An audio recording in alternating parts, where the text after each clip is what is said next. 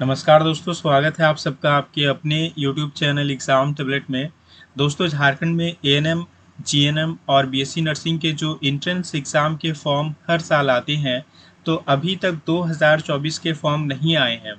दोस्तों, इस वीडियो में हम लोग बात करेंगे कि आपके पैरामेडिकल, फिर आपके एएनएम, जीएनएम और बीएससी नर्सिंग के फॉर्म कब तक आने वाले हैं। और इस वीडियो में हम लोग बात करेंगे कि इन सारे एग्ज़ाम की तैयारी आपको कैसे करनी है। दोस्तों, यहाँ पे अगर आप प्रीवियस ईयर के जो नोटिफिकेशन है उस पे ध्यान दीजिएगा, तो 2021 में जो आपके फॉर्म आए थे, ये आपके 1 नवंबर 2021 को आए थे। और फिर अगर 2022 की बात करें तो 2022 में आपको 8 सितंबर 2022 को फॉर्म आए थे। और अगर बात करें 2023 की, तो 2023 में 17 मई 2023 को आपके जो एग्ज़ामिनेशन हैं इसके नोटिफिकेशन आए थे। तो देखिए, हर साल जो यहाँ पे नोटिफिकेशन आपके एग्ज़ाम से रिलेटेड आते हैं, ये आपके अलग अलग डेट में है। आपको 2023 में मई मंथ में है, 2022 में आपके सितंबर में है और 2021 में आपके नवंबर में है। तो यहाँ पे देखिए, झारखंड में कोई निश्चित नहीं है कि आपके फॉर्म कब तक आएंगे। और फॉर्म आपके ज़रूर आएंगे, ऐसा नहीं कि आपके फॉर्म नहीं आएंगे। और आप इस चिंता में हैं कि आप के फॉर्म जो हैं, आप जो तैयारी कर रहे हैं एएनएम, जीएनएम या फिर पैरामेडिकल या फिर बीएससी नर्सिंग के, तो इसके फॉर्म कब तक आएंगे। आपको इसकी टेंशन नहीं लेनी है। आपको अगर टेंशन लेनी है, अगर आपको ध्यान देना है, तो आपको इस बात पे ध्यान देना है कि आपका प्रिपरेशन कैसा हो रहा है। समझिए कि अगर आज ही आपका एग्ज़ाम हो, तो क्या आप एग्ज़ाम निकाल पाइएगा? क्या आप एग्ज़ाम क्रैक कर पाइएगा? क्या आपका सिलेक्शन हो पाएगा? इस तरीके का तैयारी अभी तक, इस दिन तक, आज के दिन तक है? अगर नहीं है तो आप ये समझिए कि आपको बहुत अच्छा टाइम मिला है कि आप अपना प्रिपरेशन को और बेटर बनाइए और अपना सिलेक्शन पाने के लिए अपनी सीट जो है उसको सुनिश्चित कीजिए। तो इस बात को आप लेकर ज़्यादा परेशान ना हो कि आपके फॉर्म कब तक आएंगे। फॉर्म आपके ज़रूर आएंगे। और जब भी आपके फॉर्म आएंगे, तब आपके जो ऑफिशियल वेबसाइट है, यहाँ पे आपको जो एग्ज़ामिनेशन नोटिस है या फिर इम्पोर्टेंट नोटिस में, आपको यहाँ पे इन दोनों सेक्शन में आपको दिखने को मिल जाएंगे। दोस्तों, देखिए, हर साल जो आपके फॉर्म आ रहे हैं, नोटिफिकेशन जो आ रहे हैं, वो अलग अलग मंथ में आ रहे हैं, निश्चित नहीं है झारखंड में कोई भी। तो यहाँ पे आपको टेंशन नहीं लेनी है। आपको ज़्यादा ध्यान देना है कि आपको अपना प्रिपरेशन कैसे करना है। तो देखिए, आपके एएनएम और जीएनएम के अगर एंट्रेंस एग्ज़ाम की बात करें, तो आपके जो ऑफिशियल नोटिफिकेशन है, यहाँ पे आपके साफ साफ दिए हुए हैं परीक्षा का स्तर एवं प्रकार। यहाँ पे एग्जामिनेशन में आपको 150 मार्क्स के क्वेश्चन पूछे जाते हैं और टोटल 150 क्वेश्चन होते हैं। यहाँ पे 5 सब्जेक्ट से आपको सवाल पूछे जाते हैं। इंग्लिश, उसके बाद फिजिक्स, उसके बाद केमिस्ट्री, फिर आपको बायोलॉजी और मैथ से सवाल रहते हैं। अंग्रेज़ी में जो आपको सवाल पूछे जाते हैं, ये आपको इंटरमीडिएट स्तर के रहते हैं। और ये आपको किताब से नहीं पूछे जाते हैं, इंटरमीडिएट के किताब से। ये आपको पूछे जाते हैं इंटरमीडिएट लेवल का जो ग्रामर है, उसके अकॉर्डिंग आपको यहाँ पे सवाल आते हैं। अगर फिजिक्स, केमिस्ट्री, बायोलॉजी और मैथ की बात करें, तो ये चारों जो सब्जेक्ट हैं, ये आपको मैट्रिक स्तर के आते हैं। और इसके लिए आप जो 10th की किताब है, एनसीईआरटी की जो किताब है, उसको आप पढ़ सकते हैं। और देखिए, किसी भी एग्ज़ाम की अगर बात करें, पैरामेडिकल की बात करें या फिर एएनएम, जीएनएम या फिर बीएससी नर्सिंग की बात करें, इन सभी एग्ज़ाम का प्रिपरेशन आपको कैसा करना है। तो देखिए, पहले आपको समझना पड़ेगा कि आपको पढ़ना क्या है। आपको ये ही नहीं पता रहेगा कि आपको पढ़ना क्या है, तो आप मेहनत किस में कीजिएगा। देखिए, सबसे पहले कोई भी एग्ज़ाम हो, सबसे पहले आप उसके प्रीवियस ईयर के जो क्वेश्चन पेपर है, उसको ठीक तरीके से एनालाइज कीजिए, सॉल्व कीजिए। आपको कम से कम 3 साल या फिर 5 साल तक के जो आपके क्वेश्चन पेपर है प्रीवियस ईयर के, उसको आप कम से कम सॉल्व कीजिए, ताकि ये पता चले कि आपको जो क्वेश्चन पूछा जा रहा है, ये क्वेश्चन आपको कहाँ से पूछा जा रहा है। आपके जो नोटिफिकेशन है, चाहे पैरामेडिकल के हो या फिर बीएससी नर्सिंग के या फिर एएनएम जीएनएम के, आपकी जो ऑफिशियल नोटिफिकेशन है यहाँ पे आपको सिलेबस और स्तर आपको दिए हुए हैं हर एक जो एंट्रेंस एग्ज़ाम है। तो उसके अकॉर्डिंग देखिए, पैरामेडिकल में आपको 12th लेवल से आपको आते हैं, 11 और 12 से, और बीएससी नर्सिंग में भी 11 और 12 से आते हैं। तो आप वहाँ के सिलेबस को आप कवर कर सकते हैं। तो सबसे पहले आपको प्रीवियस ईयर क्वेश्चन पेपर देखना है, उसके बाद आपको सिलेबस देखना है, और उसके बाद फिर आपको सिलेबस को पूरे अच्छे तरीके से कंप्लीट करना है, ये ध्यान में रखते हुए कि जो प्रीवियस ईयर में क्वेश्चन पूछे गए हैं वो कहाँ से पूछे गए हैं, और उस टाइप के क्वेश्चन को आपको ज़्यादा से ज़्यादा फोकस करना है अपने सिलेबस में। उसके बाद आपको देखिए, जब आप सिलेबस कंप्लीट कर लेंगे तो फिर आपको रिवीजन की ज़रूरत पड़ेगी। रिवीजन इसलिए ज़रूरी है क्योंकि अगर आप रिवीजन नहीं करेंगे तो आपको कन्फ्यूज़न होगा, और फिर इन सारे जो एंट्रेंस एग्ज़ाम हैं, इन सारे एंट्रेंस एग्ज़ाम में नेगेटिव मार्किंग है। और अगर आप रिवीजन नहीं करते हैं तो देखिए, कोई भी ऐसा पर्सन नहीं है, कोई भी ऐसा कैंडिडेट नहीं है कि एक बार पढ़ेगा और उसे याद रह जाता है हमेशा के लिए, वो भूलता नहीं है। ऐसा बात नहीं है। जो जो टॉपर स्टूडेंट होते हैं, जो बहुत अच्छे स्टूडेंट होते हैं, वे लोग क्या करते हैं कि वे लोग जो भी पढ़े होते हैं उसको टाइम टू टाइम अपने सिलेबस को रिवीजन करते हैं। तो रिवीजन करना कभी मत भूलिएगा। कभी ये नहीं सोचिएगा कि आप अपने सिलेबस को कंप्लीट कर चुके हैं और अब आपका प्रिपरेशन हो चुका है। ऐसा नहीं होता है। आप अपने सिलेबस को कंप्लीट किए हैं, उसके बाद आप उसको एक बार, दो बार, तीन बार, चार बार, पांच बार, या हो सके तो 10 बार आप उसको रिवीजन करें। जितना बार रिवीजन कीजिएगा उतनी अच्छी आपकी प्रिपरेशन होगी।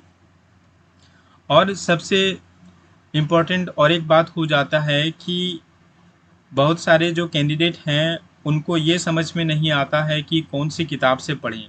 तो देखिए, आपको 3, 4, 5, 6 किताब नहीं पढ़नी है।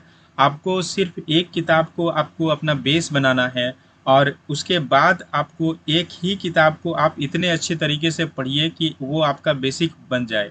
और उस किताब के जो आप पढ़े हैं, जो भी आपने उस किताब में सिलेबस में पढ़े हैं, उसके पढ़ने के बाद आप प्रीवियस ईयर क्वेश्चन को सॉल्व कीजिए, और उसमें से अगर आपके कोई भी क्वेश्चन नहीं आ रहे हैं, उस किताब से नहीं मैच कर रहे हैं, तो आप उसको साइड से एक किताब या फिर दो किताब या फिर आप अपना नोट्स बना सकते हैं, जिसमें आप जो उस किताब से जिसको आपने बेसिक बनाया है, उस किताब के बाहर जो आ रहा है उसको आप अपने नोट्स में लिख सकते हैं। किताब के लिए मैं हमेशा यही कहूँगा कि आप एनसीईआरटी की किताब को ही फॉलो करें, क्योंकि जो आपके एग्ज़ाम होते हैं, चाहे पैरामेडिकल के हो या फिर बीएससी नर्सिंग के हो या फिर एएनएम और जीएनएम के हो, आपके पैरामेडिकल और बीएससी नर्सिंग में जो बायोलॉजी से जो सवाल पूछे जाते हैं, और जो इनऑर्गेनिक केमिस्ट्री से रहते हैं, और जो आपके कुछ हद तक फिजिकल केमिस्ट्री से रहते हैं, या फिर जो आपके फिजिक्स में कुछ क्वेश्चन रहते हैं, तो ये सारे के सारे आपको एनसीईआरटी से ही पूछे जाते हैं। कुछ क्वेश्चन होते हैं जो आपको बाहर से पूछे जाते हैं, एडवांस लेवल में रहते हैं, या फिर आपके जो बीएससी नर्सिंग या फिर पैरामेडिकल में है, कभी कभार जो नीट के या फिर एआईपीएमटी के जो प्रीवियस ईयर के क्वेश्चन है उनको डायरेक्ट दे दिया जाता है। तो ऐसे भी होता है। लेकिन जो आपके एएनएम और जीएनएम के जो एंट्रेंस एग्ज़ाम हैं, यहाँ पे आप निश्चित रहिए कि आपके जो क्वेश्चंस आएंगे, ये आपको एनसीईआरटी के जो 10th क्लास की जो सिलेबस है, फिजिक्स, केमिस्ट्री, बायोलॉजी और मैथ की, इससे बाहर आपको क्वेश्चन नहीं पूछा जाएगा। इंग्लिश में आपको इंग्लिश ग्रामर करके जाना है, इंग्लिश ग्रामर का पढ़ के जाना है। मैथ में देखिए, एएनएम और जीएनएम के मैथ की बात करें तो देखिए, एएनएम और जीएनएम में 10th स्तर के क्वेश्चन पूछे जाते हैं मैथ में।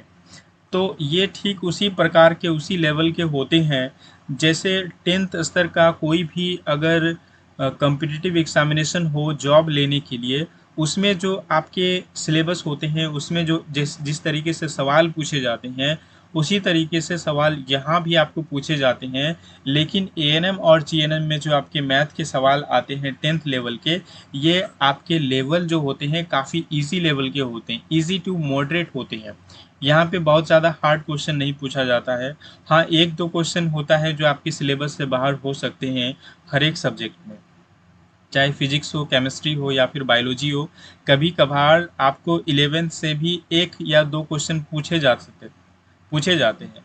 तो ये आपको एक या दो क्वेश्चन के लिए आप पूरा 11 और 12 पढ़ें एएनएम और जीएनएम के प्रिपरेशन के लिए, तो ये बेवकूफ़ी होगा। इसके लिए आपको अपना जो आपके ऑफिशियल नोटिफिकेशन में जो आपको यहाँ पे सिलेबस दिया हुआ है, परीक्षा का स्तर एवं प्रकार दिया हुआ है, उसी पे आपको फोकस करना है। और यहाँ पे जो आपको दिया हुआ है कि फिजिक्स, केमिस्ट्री, बायोलॉजी और मैथ में आपको मैट्रिक स्तर पे क्वेश्चन पूछा जाएगा, तो मैट्रिक स्तर पे जो आपके किताब हैं एनसीईआरटी के, आप उसको कंप्लीट कीजिए। बाकी आप जो हमारे चैनल में वीडियोस हैं उसको देख सकते हैं, और एएनएम और जीएनएम के सिलेबस को लेकर हमने वीडियो भी बनाया है, आप उसे भी देख सकते हैं।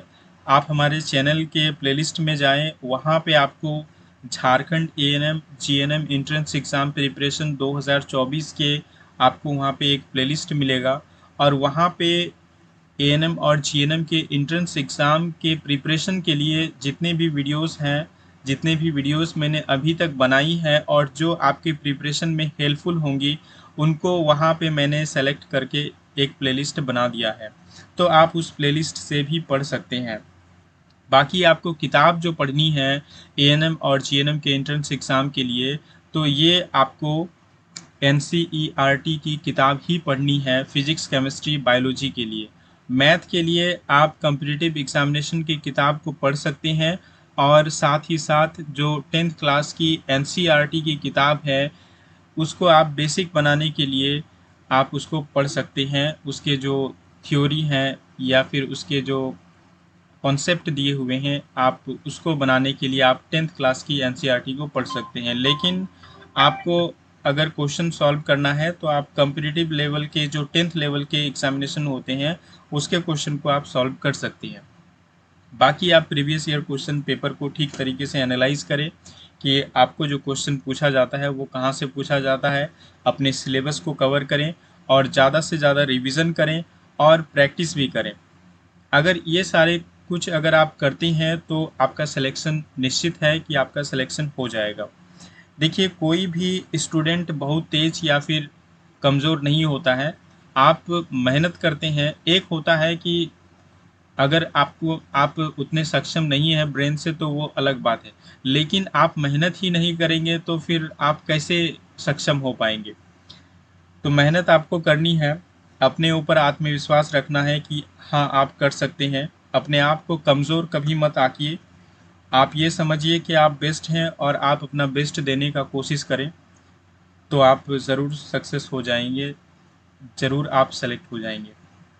तो दोस्तों, आपके फॉर्म जब भी आएंगे उसका नोटिफिकेशन आपको हमारे चैनल पे मिल जाएगा, उसको लेकर आप टेंशन ना रहें और अपने प्रिपरेशन पे ध्यान दें।